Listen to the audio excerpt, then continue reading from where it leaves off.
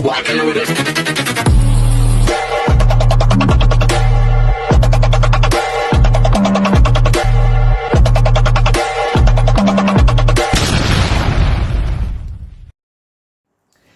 everyone! Good evening! I'm back! It's your Mama Sam dito sa Sam TV. Kamusta naman kayo mga amigo, amiga, kumare at kumpare? Sana lahat kayo ay okay at safe ngayong araw na ito. Syempre kung ako naman ang tatanungin ninyo, fresh overload pa rin ang beauty ng Mama Sam ninyo ngayong New Year. Kaya Happy New Year sa inyong lahat. So, kamusta naman? Nakapagsimba ba kayo? Ako kanina nakapagsimba ako pero wala nang misa. Nagdasal na lang ako syempre ng mataimtim. Syempre magpapasalamat sa Panginoon sa lahat ng blessing na nakuha natin ngayong 2023. So, yung wala tayong sakit, napakagandang regalo sa atin ng Panginoon yon. Alam ba ninyo yon?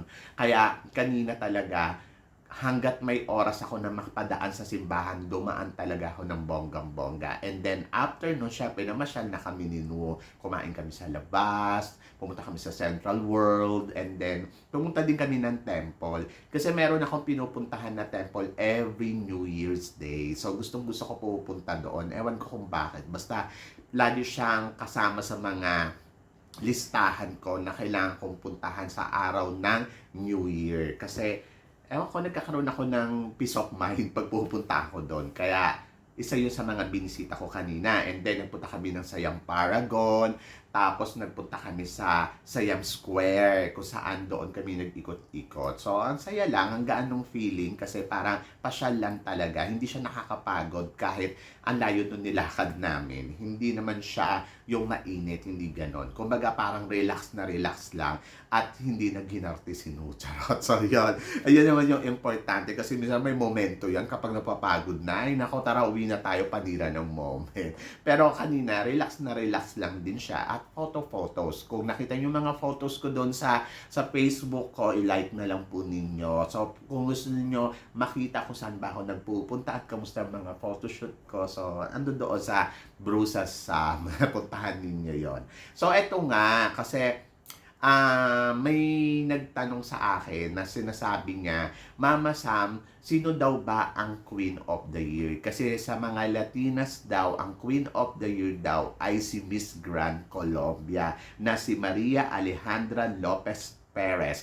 Pero sa Philippines daw, ang Queen of the Year ay si Michelle D. So, sino ba talaga ang Queen of the Year sa kanilang dalawa? To be honest, syempre, sa mga Latinas, alam mo na may mga Latinas, mga pagka-bitter yan sa Philippines. Kumbaga parang pag Philippines ang pinag-uusapan, ayaw nila yon. So gusto nila sila lang. Okay sila kahit sino sa mga Latinas ang maging Country of the Year or naging Miss Universe, basta nasa Latinas area. Ganon. Sa atin, hindi, walang ganon. Kumbaga, si Philippines yan. Pag Thailand yan, imbiyer na tayo. Charot.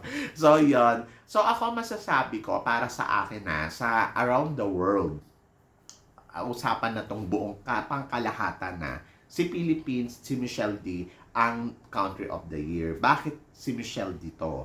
Bakit kay Michelle D to dapat mapunta? At bakit ito kay Michelle D binibigay?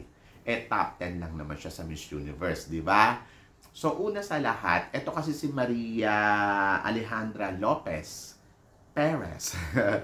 Ang akin, yes, naging maingay siya doon sa Miss Grand. At maraming may gusto, naniniwala na siya ang mananalong Miss Grand International.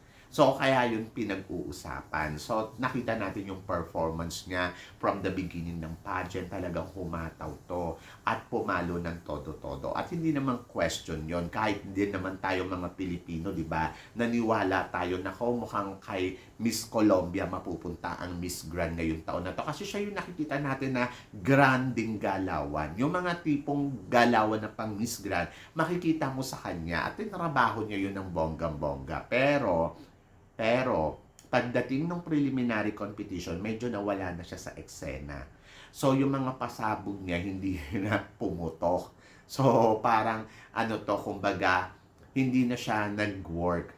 So, napunta to kay Miss Peru. Si Peru kasi medyo parang, alam mo yung biglang nag-shine, biglang nag-bloom, biglang naging mukhang queen, di ba? At kung titignan mo naman si Miss Peru ngayon, na tapos na ang Miss Grand, meron siyang ino-offer na kakaiba na parang kung titignan mo, sobrang cute, di ba?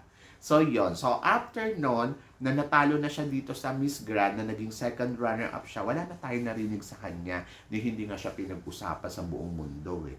Di ba? So, yon. So, doon pa lang, paano mo masasabi na siya ang country of the, Queen of the Year? Eh kung hindi na siya napag-uusapan after ng pageant. Dumating si Miss Universe, umarangkada ng bonggang-bongga si Miss Universe, at natabunan na ang kwento dito kay Miss Grand Colombia. 'Di ba? Eh kahit naman yung nanalo na siya ng second runner-up, nandoon lang na nanghinayang yung mga tao na parang sinabi, ay sayang hindi siya ang nag-title. At doon sa part na yun, naging maingay. Pero kasi, hindi naman naging maingay dahil nanghihinayang talaga sa kanya na hindi na alam mo na siya dapat ang mananalo. Hindi ganun eh.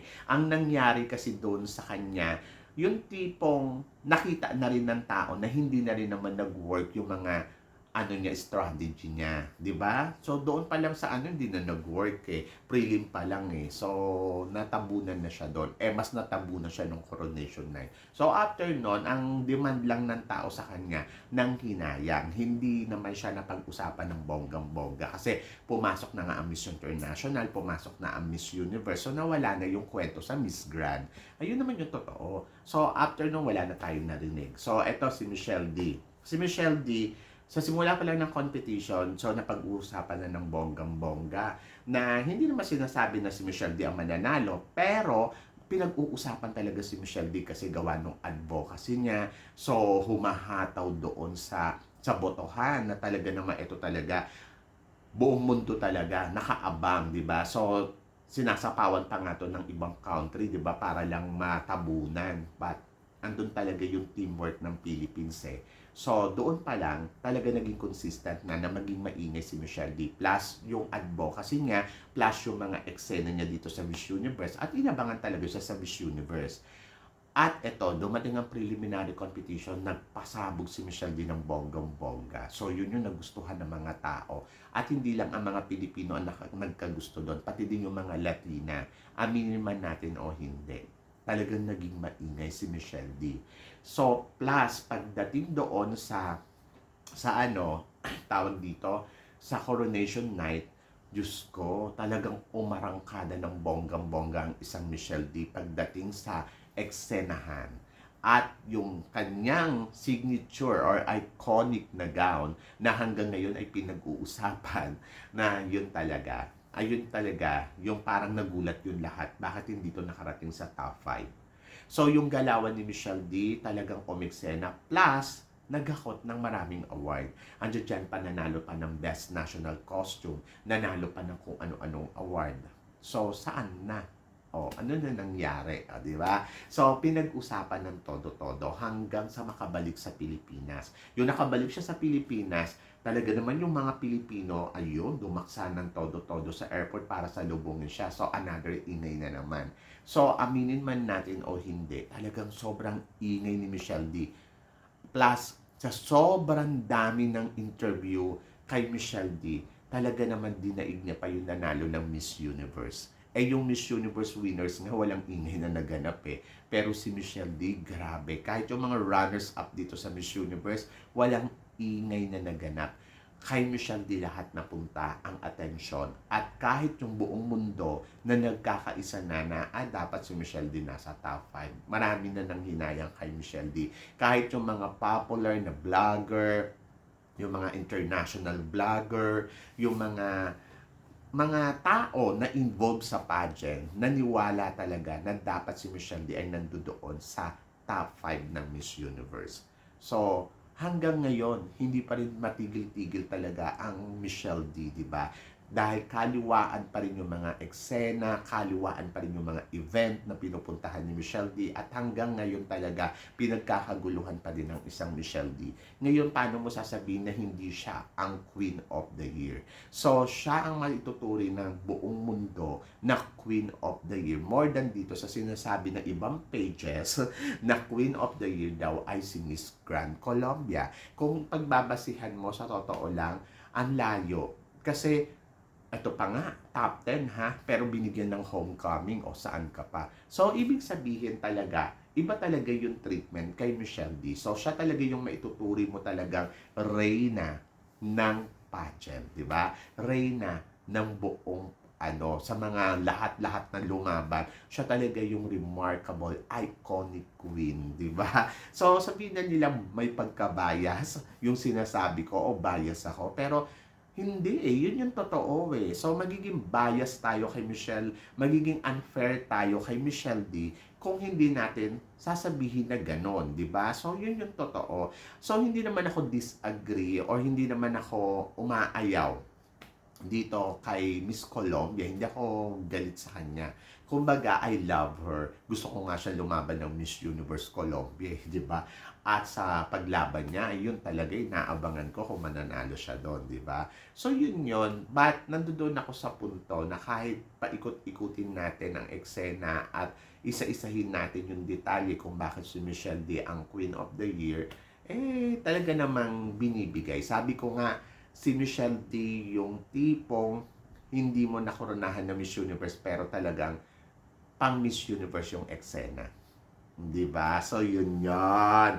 Kaya, si Michelle D ang may tuturin na Queen of the Year. So, yun guys. So, sana naintindihan ng iba at naintindihan ng lahat kung bakit si Michelle D ang itinuturin natin Queen of the Year sa taong 2023. So, para sa akin, wala nang iba kundi siya lang. Sa inyo ba guys? Sino ba? So, please comment below para at least malaman ko naman kung ano naman ang chika mo dito sa mga pinag-uusapan natin ngayon. So, yon. So, guys, maraming salamat. Syempre sa inyong lahat, sa walang sawang suporta na binibigay ninyo. Syempre dito sa channel ko. At sa mga hindi pa po nakaka-subscribe dyan, please don't forget to click like and subscribe my channel. At i-click nyo na rin po ang notification bell para lagi kayong updated. Syempre sa aking mga chika. Sabi nga ganon, always keep smiling and always think positive. Walang imposible sa itaas. Basta manalig ka lang sa kanya. Kaya guys, hanggang dito na lang. Hanggang sa muli natin chikahan.